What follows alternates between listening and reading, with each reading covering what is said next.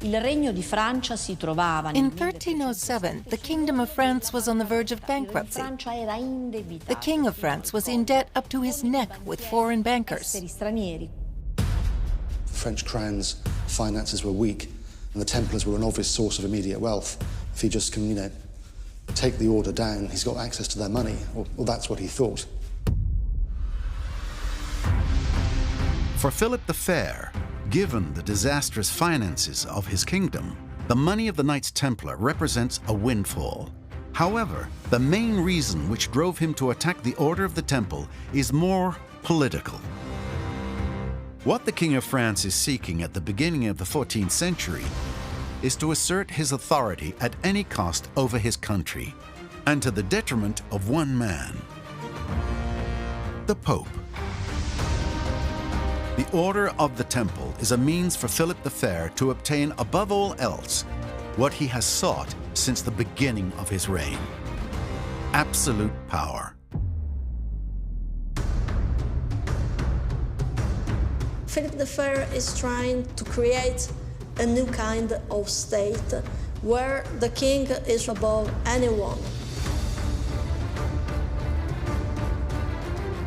Which means that a king is the main power in his land, and that he receives the power directly from God, not from the Pope. There was no need for the middleman, the Pope as a middleman between God and the king.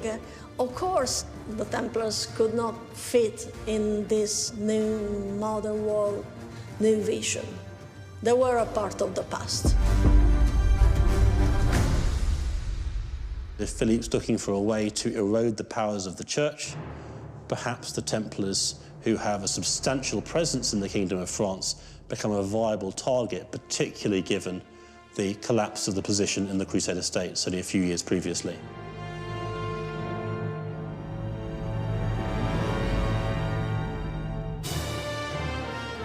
The Temple affair was devised by the French monarchy to weaken the papacy.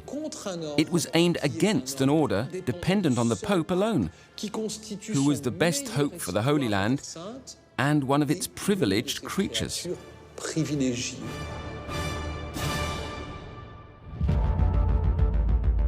To take down the Templars, Philip the Fair and Guillaume de Nogaret carefully formulated their plan. Several months before Jacques de Molay's return to Europe, they secretly warned the new Pope Clement V that scandalous rumors were circulating about the Order of the Temple.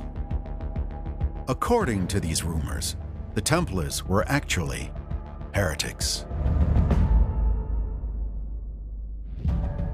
Heresy is one of the most terrible crimes that there was. It's a crime against faith.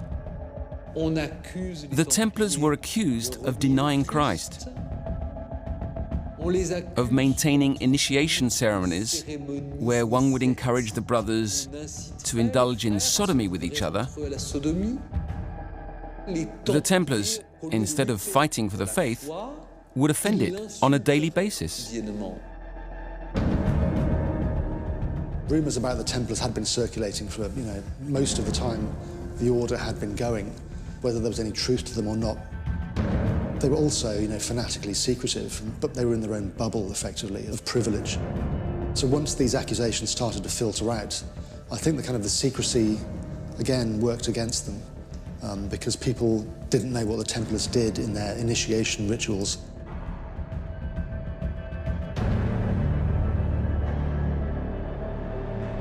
Guillaume de Nogaret collects testimonies, accumulates evidence, false evidence, constructs arguments, a list of possible accusations against the Knights of the Temple. It's in 1306 that all these accusations, these rumors that are circulating, will grow and grow.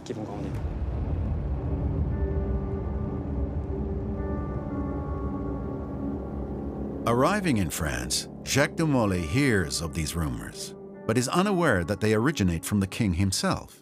He senses that his order of knights is threatened. He decides to counterattack.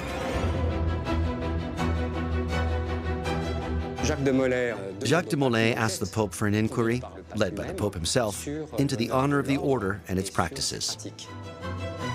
Jacques de Molay had warnings that something was going on, but I think because he'd been a lifelong Templar, he thought they were untouchable. I mean, and for 200 years they had been.